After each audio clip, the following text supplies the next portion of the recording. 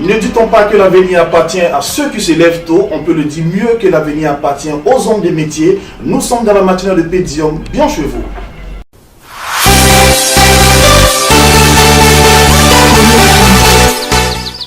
Bonjour à tous et merci encore de votre fidélité. N'oubliez pas, tous les matins dès 6h, suivez-nous sur pedium.info. La matinale, c'est maintenant que ça commence. Je suis bien en compagnie de nos différents invités et juste à côté de moi se trouve Leslie Nguessa. Bonjour. Bonjour, comment ça va? Super bien. Et toi, bien dormi? Super. On va commencer naturellement par Kwanku Oswald Renaud de Courtois. Bonjour. Bonjour. Et juste en face de lui se trouve JJ Jean-Louis Arthur. Bonjour. Bien réveillé? Oui, ça va. D'accord, et la seule dame parmi nos invités, il s'agit bien de Adjemian Ake Mboya Hélène. C'est ça? Oui, c'est bien, je ne suis pas le mari, donc prochain un peu dedans. Et voilà, alors bienvenue dans ce studio. Nous sommes très heureux de vous recevoir. Alors, on disait que vous étiez les champions d'Afrique. Vous avez participé à un concours culinaire. Et quand on dit culinaire, c'est bien la cuisine. Alors, rappelez-nous un peu le contenu de votre concours que vous avez participé au Nigeria. Happy Festival, c'est un concours africain qui demandait à présenter nos menus africains, surtout nos menus ivoiriens. D'accord. Donc c'était dans ce cadre. Et naturellement, c'est vous toi qui avez représenté la Côte d'Ivoire. Non, on est 5. D'accord. Alors, je pense bien que vous êtes des spécialistes. Chacun va s'identifier et nous dire qu'est-ce qu'il fait de façon spécifique. On va commencer tout de suite par Oswald. Je fais exactement la pâtisserie. Et vous, Arthur? Je suis, on va dire, un peu généraliste, je fais un peu tout. Et madame? Moi, pareil aussi. D'accord. N'oubliez pas que vous suivez la matinale, c'est sur pedium.info. Le menu de cette émission, vous aurez des échanges et sans oublier le tout qui est coordonné par toute une équipe technique qui travaille autour de cette belle émission. On va maintenant rentrer dans le vif du sujet. Comment est-ce que c'est fait la sélection des différents cuisiniers pour aller à ce festival? L'idée est venue de notre mascotte, Chef Hélène, qui a cette grâce-là de pouvoir regrouper tout le monde un peu dans le travail. On va échanger avec elle. Alors dites-nous, quels sont les critères qui vous ont poussé à coopter les différents chefs pour constituer votre équipe? Parce que nous sommes tous professionnels en fait. Il y a Aboulin aussi qui n'est pas là. Et c'est un peu ces critères-là. Quand j'ai vu que vraiment chacun pouvait apporter quelque chose. Alors Zari, si je me permets de poser une question à Hélène. Allez-y. Pourquoi avoir choisi les mets ivoiriens? Au fait, l'idée c'est de présenter la cuisine de chez toi. D'accord. Pour arriver à votre niveau, il faut être issu d'une école. Pour ma part, oui, c'est obligatoire. Et vous avez fait quelle école? Le lycée professionnel hôtelier. Et c'est situé où? Riviera Golf, derrière l'ambassade des États-Unis. D'accord, et vous? Moi, j'ai fait, moi j'étais en Europe, j'étais en France, donc j'étais à Ferrandi.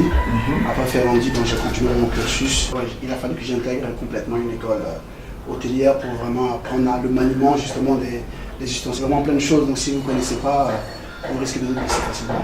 D'accord. Pourquoi est-ce qu'on vous appelle chef? Donc le chef, c'est un peu comme le général. Quand il dit c'est comme ça, c'est pas à gauche, c'est pas à droite, c'est comme ça. Voilà, c'est bien dit. Je ne soyez pas surpris chez vous, ne soyez pas étonnés. En tout cas, ça vient d'un homme qui parle de cuisine avec beaucoup d'aisance, avec beaucoup en tout cas de connaissances, puisque la Ligue professionnelle des chefs ivoiriens est bien représentée dans ce studio. On va maintenant parler concours. Hein. Vous avez compétit avec combien de pays? 11 pays qui m'ont répondu à la tête. D'accord, 11 pays. Et comment est-ce que ça s'est passé le concours? Les demi-finales, la finale? Bon, il y avait déjà un premier concours pour les étudiants, les étudiants en chef. Et après, il y a eu un deuxième concours pour les chefs seconds. D'accord. Et après, il y a eu un troisième concours pour les chefs, les big chefs en fait. Et vous avez passé tous ces étiez étapes? dans le big chef. Bon, nous, on n'était pas allés avec des étudiants parce que, comme je le disais, nous sommes tous des professionnels, des chefs ici. Donc, on a voulu se réserver pour la grande compétition, disons, le prix de l'excellence qui était Nelson Mandela. Donc, c'est la dernière compétition, donc on a participé. Et puis, le deuxième, je crois. Oui. Pour les sous-chefs en fait. D'accord, je pense bien que c'est le plus jeune parmi vous. Hein. On va revivre l'instant de cette victoire où vous avez eu le trophée Nelson Mandela pour vous décerner en tout cas je vais dire les chefs de la cuisine en Afrique, naturellement. Comment est-ce que ça s'est passé lorsqu'on vous a mis ce trophée? L'atmosphère? C'était déjà émouvant.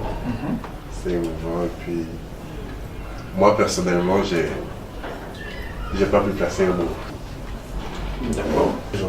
Alors pour un cadeau d'anniversaire, comment est-ce que vous faites le gâteau en combien de temps? Pour un gâteau, 1 heure maximum, ça me suffit. Et pendant le concours, vous avez confectionné votre gâteau en combien de temps? Pendant le concours, puisqu'on n'avait pas assez de temps, on va dire Moins d'une heure 30 minutes. 30 minutes. Puisqu'il y avait l'entrée, le plat de résistance et le dessert en, je crois, 1h30 pour ça. D'accord. 30 minutes. D'accord. En tout cas, c'est une bénédiction d'avoir nos invités sur ce plateau dans la matinale de Pédion.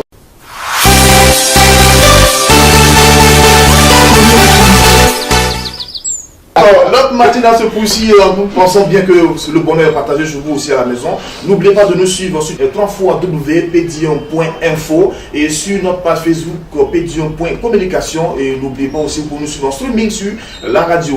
On va maintenant parler de la réalité de l'exercice de votre métier. Okay. C'est vrai qu'en Europe, on vit réellement de ce métier. Est-ce que vous pensez qu'un jeune Ivoirien peut vivre de ce métier ici en Afrique? À 200% oui. À 200% oui. Déjà, enfin, nous qui avons eu la chance, moi j'ai quitté la Côte d'Ivoire en 97. D'accord? Donc j'arrive. Déjà, ma mère à l'époque était restauratrice.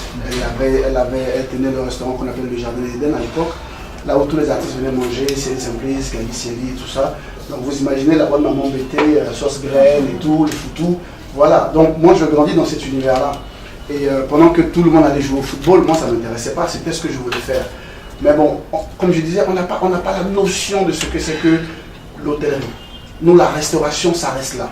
Famille, tout de suite, les gros plats et tout ça. Et donc quand je rejoins un peu la famille en France, et j'arrive là-bas, et puis chaque fois quand on part dans des petits anniversaires, des baptêmes et tout ça, je suis un peu au four au moulin et t'as mon père qui me regarde et il me dit mais c'est pas possible.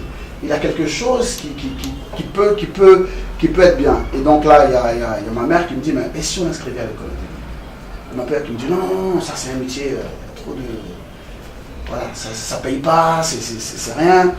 Et donc, elle a foi en moi, elle me prend la main et elle me dit on y va. Donc pour moi, cuisiner c'était être juste, t'arrives, voilà, on te met ça, mais ça a un peu brisé en fait mon rêve de cuisiner à la base. Et ça a pris combien de temps la formation? Waouh, ma formation a pris pratiquement, disons 10 ans.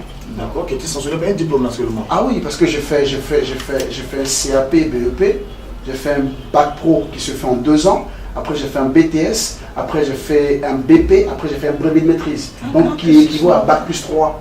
Donc aujourd'hui le problème en fait, quand on est cuisinier ici, c'est ça. C'est ce petit côté où on n'a pas la notion en fait de marketing management pour dire que le cuisinier c'est pas juste on prend une casserole, on met de l'eau dedans. Non, c'est pas ça. C'est pour ça qu'il faut penser un plat. D'accord. Alors vous revenez de l'Europe avec tous ces bagages-là. Qui peut vous embaucher ici en Côte d'Ivoire lorsque vous venez? On peut m'embaucher. Il y a des techniques qu'on sait faire. Donc c'est vrai, moi j'ai appris, je reviens avec ça au pays, mais malheureusement beaucoup de portes sont fermées. Pourquoi? Parce que c'est un cercle. Alors, je pense qu'on a peut-être la clé qui pourra ouvrir en tout cas cette porte. On va justement parler avec Aguimian pour essayer de comprendre la Ligue professionnelle des chefs ivoiriens. Que faites-vous naturellement pour accompagner ces jeunes qui viennent de l'Europe ou ces jeunes qui ont envie d'embrasser ce métier? Bon, l'idée déjà c'est de promouvoir notre cuisine africaine et notre culture ivoirienne. Alors, le moment qu'on veut faire ici à Abidjan, c'est que depuis ces dernières années, on voit partout en ville, dans les mains à terre, on voit des restaurants, on voit des boulangeries professionnelles aujourd'hui qui sont des terres.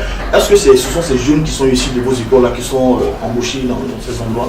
Ces boulangers qu'on a ici qui ont appris rapidement sur l'état, comment monter une farine, comment la faire lever, rapidement cuire le pain. Le but de cette association-là, c'est de réveiller un peu l'esprit de tout le monde en disant, regardons un peu en arrière. Il y a des chefs qui sont là, qui sont talentueux. Alors on va parler maintenant de vos actions à poser, des actions déjà posées sur le terrain. Qu'avez-vous déjà fait pour essayer d'unifier votre corporation? Il faut dire qu'on est encore dans les débuts et on aimerait vraiment que l'État, le gouvernement réagissent efficacement pour pouvoir permettre, parce qu'aujourd'hui, le métier de bureau, comme on dit, c'est plus ça. Nous sommes toujours avec l'équipe championne d'Afrique au niveau concours culinaire qui s'est déroulé au Nigeria, c'est ça? Voilà, doté du trophée Nelson Mandela. Alors aujourd'hui, qu'est-ce qu'on doit faire pour valoriser votre métier en Côte d'Ivoire? Moi, ce que j'aimerais vraiment entendre du plus profond de mon cœur, c'est plus bio. Voilà, ce que j'aimerais vraiment du plus profond de mon cœur, c'est d'aujourd'hui ouvrir un peu l'esprit et de commencer à regarder ce métier-là comme vraiment un métier qui est noble. En parlant avec Adjemian, alors quelle sera votre mission aujourd'hui auprès de ces jeunes qui ont envie de valoriser ce métier? On les appelle tout juste de se joindre à nous et ensemble on va voir ce Et où est-ce qu'on peut vous trouver? Comme on a dit, on est en pleine construction. Par la grâce du Seigneur, s'il nous donne cette grâce-là d'avoir une petite école de formation qu'on va mettre en place nous-mêmes et voir éventuellement comment est-ce qu'on pourrait commencer à former un peu ces jeunes-là. Le lycée professionnel qui est déjà une bonne porte, il y en a une qui se regarde à Bassam aussi. On aimerait que l'État vraiment investisse plus dans ce domaine-là pour pousser les jeunes justement au métier de la main. D'accord. J'ai laissé une Guessan qui s'est déjà fait la cuisine. Si moi je vais vous la confier pour faire une formation, ça va durer combien de temps? On va maintenant lui apprendre ce que c'est que les rudiments. Donc la gestion de la cuisine, la propreté surtout, l'hygiène, l'incorporation. Et le gaspillage aussi, parce que l'idée c'était un peu ça. Au Nigeria, lors de la compétition, on voulait aussi voir ceux qui respectent vraiment le thème, à ne pas gaspiller, à être dans le temps, c'était un peu ça. Et ils ont observé, ils ont vu que l'équipe ivoirienne n'a pas vraiment gaspillé. Alors on va se retrouver maintenant vers Arthur, votre mot de fin. Mon mot de fin rapidement, c'est déjà de vous dire merci et qu'on continue encore à donner cette opportunité à tous ces jeunes chefs, à tous les hôteliers, de ne pas lâcher l'affaire. Et vous, le message essentiel que vous lui donnez à ces jeunes? Comme il le dit, je vais dans le même sens que lui. Puisque nous savons que l'avenir appartient à la jeunesse, on va donner le mot de fin naturellement de nos différents invités aux jeunes pour dire que les jeunes peuvent mieux vivre avec ce métier. Votre mot de fin? Oui, bien sûr. Mon mot de fin, c'est de dire à tous mes amis, disons jeunes, qui ont décidé d'embrasser ce métier-là, il n'est pas facile. Vraiment, il n'est pas facile. Tu vas même passer des nuits blanches à réfléchir à plusieurs choses, à stresser. Mais avec acharnement et volonté, on y arrive. D'accord. Et je suis un exemple. D'accord. Alors nous avons été très heureux de vous recevoir, en tout cas dans la matinale de Pédium. Juste le temps pour nous de remercier toute l'équipe technique à travers toutes ces belles émissions, sous la direction de Mambo. Dit merci encore à Sobo et merci à notre super photographe en blanc. Voilà. Et puis merci à tous ces stagiaires qui nous accompagnent dans cette belle aventure. Voilà, merci encore à tous ceux qui nous ont compris de leur temps pour nous assister, pour nous regarder. Et nous, on était en compagnie de Kwaku Osman Renaud de Courtois et en compagnie de DJ Jean-Louis Arthur, sans oublier Adjemian, Hakim Mouyan, Hélène, tous des champions d'Afrique culinaire depuis le Nigeria. Et ça s'applaudit. C'est nous qu'on va se retrouver dans une autre émission pour parler en long et en large de vos différents projets, voilà, pour vous lancer dans cette bataille de la lutte pour pouvoir donner, valoriser votre métier. On se retrouve demain matin, très tôt, pour une autre émission.